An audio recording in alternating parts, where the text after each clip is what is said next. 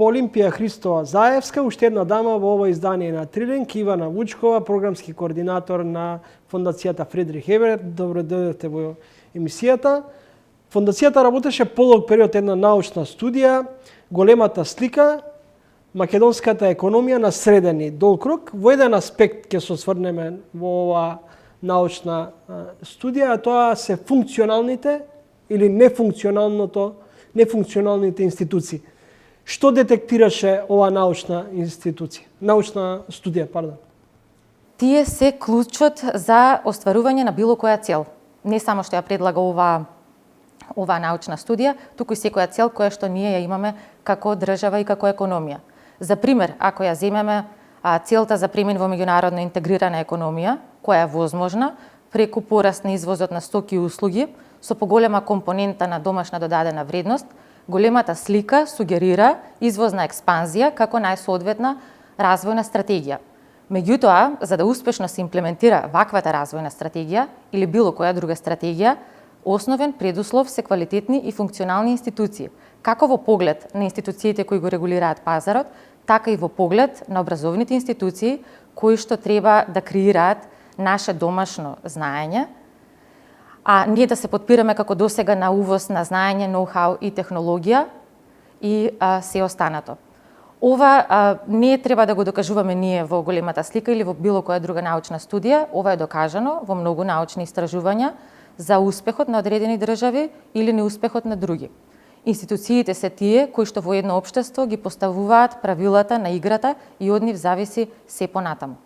Според 6 основни индикатори за квалитетот на институциите на Светска банка, Северна Македонија има остварено напредок само во две од нив: ефективност на владата и квалитет на регулативата, додека кај 4 индикатори: гласност, отчетност, политичка стабилност, владење на правото и контрола на корупцијата, нема напредок.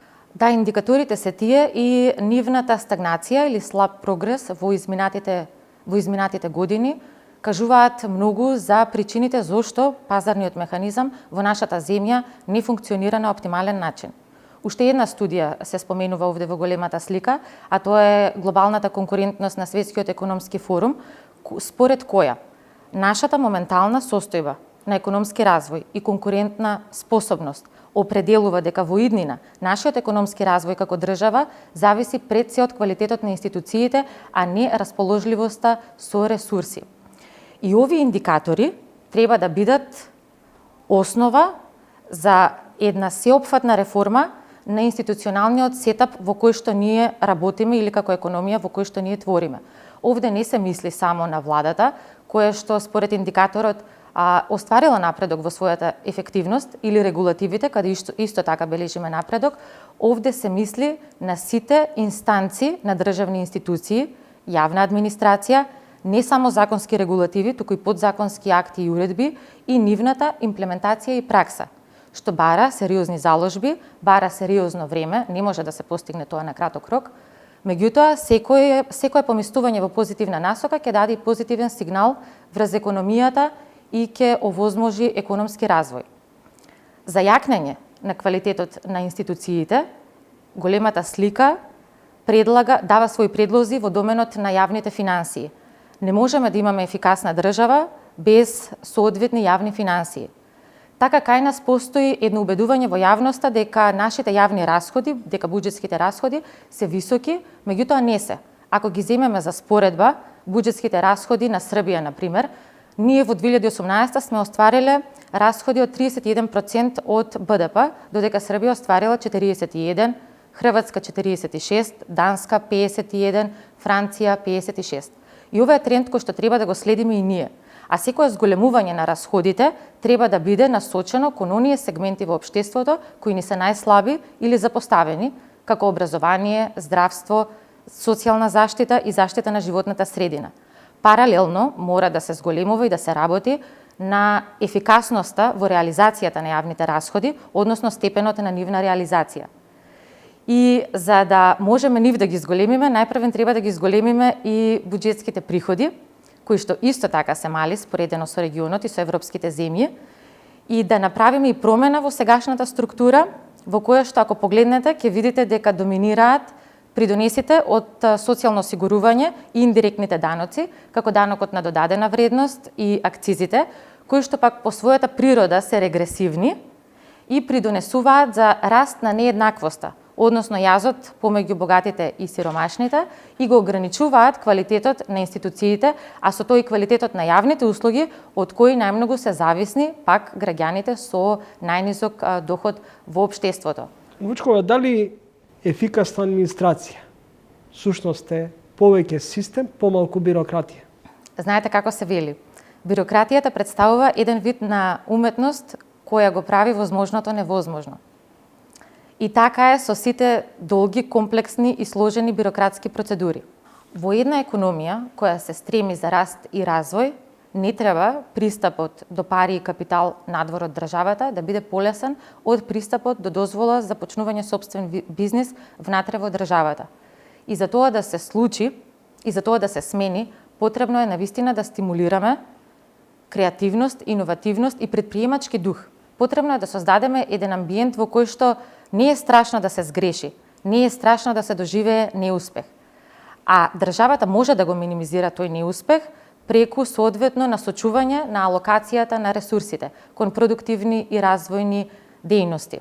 Во оваа насока големата слика се осврнува на современите теории за улогата на државата во економијата, односно во случајот владата, која што треба да биде регулатор, но неутрален, треба да биде исправувач на пазарните имперфектности и екстерналии, треба да го насочува и поттикнува технолошкиот прогрес и раст, да обезбедува пристап до квалитетни ресурси како инфраструктура, образование, здравство, социјална заштита, правично да го распределува доходот во општеството и да информира за да ги намали оние проблеми кои се должат на недоволната или асиметрична информираност. Но не сме да биде исклучив селектор и одбирач на победниците. И во оваа насока се надополнува уште еден сегмент на доброто владење, а тоа е дека истото не треба да биде целосно централизирано од горе надолу, ниту пак целосно од долу нагоре, туку треба да представува една комбинација, соработка и партнерство помеѓу јавниот и приватниот сектор, која ќе биде заснована на цврсти договори и добри процедури, но кои нема да значат поголема комплексност, бирократија и усложнување на процесите, туку напротив, ќе ги олеснуваат и ќе ги стимулираат. Во услови кога јавна тајна е дека институциите се соочуваат со корупција, неефикасност на институциите, гломазна администрација, може ли да зборуваме за еднакви шанси? Нееднаквоста во распределбата на богатството помеѓу богатите и сиромашните е реален проблем, не само кај нас, туку и во светски рамки. Замислете, во 2015 година најбогатиот 1% од светската популација поседува поголем дел од богатството отколку сите останати. Тоа значително ги ограничува шансите, не само во поглед на пристап до квалитетно образование, туку и до сите останати ресурси и можности, кои за жал за голем број на граѓани се целосно недостапни. Понатаму нееднаквоста ја зголемува и корупцијата во едно општество, бидејќи кога имате услови да најголем дел од богатството и капиталот се концентрирани во рацете на мал број на луѓе или компании, тоа ја зголемува нивната моќ да влијаат врз регулативите и економските процеси. Нееднаквоста ја намалува и потрошувачката моќ на граѓаните, а таа е еден од основните двигатели на економскиот раст. Затоа светските економисти и научници во одреден момент ќе почнат да зборуваат за одржливиот развој, кој како концепт предвидува вложување во економски развој, меѓутоа во согласност, а не на сметка на социјалната и на еколошката компонента. Ова за нас како држава е особено важно, бидејќи ние имаме услови во кои секој петти граѓанин живее во ризик од сиромаштија, а од друга страна се соочуваме со значителни еколошки предизвици, како аерозагадувањето, пожарите што ни се случија летниот период, поплавите пред неколку години и слично. И затоа ние мораме да вложуваме во економски раст и развој, да креираме нови работни места, да ја јакнеме потрошувачката на граѓаните, меѓутоа истовремено да го минимизираме влијанието врз животната средина, што пак од друга страна ќе ни донесе уште поголеми ризици и закани за социјалните категории доколку ни ги земеме предвид денес. Во еден од заклучоците во оваа научна студија големата слика на Македонија на среден и долг рок, вие велите За да се движиме во вистинска насока, потребен е консензус за тоа каде сакаме да стигнеме. Не ви се чини дека ова може би заложба во овој момент е речиси неостварлива во ситуација кога сме сведоци на политички анимозитет, политичко-партиски анимозитет.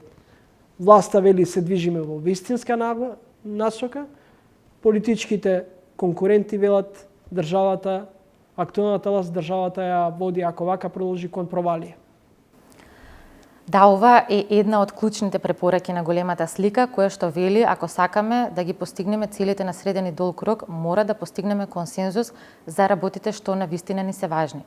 Но за да се случи ова, сите чинители во ова општество, политички партии, без разлика дали се на власт или во опозиција, граѓанските организации, синдикатите, работодавачите и медиумите, треба да седнат на иста маса и искрено да ги искомуницираат проблемите и предизвиците со кои се соочуваме. Тие навистина не се лесни.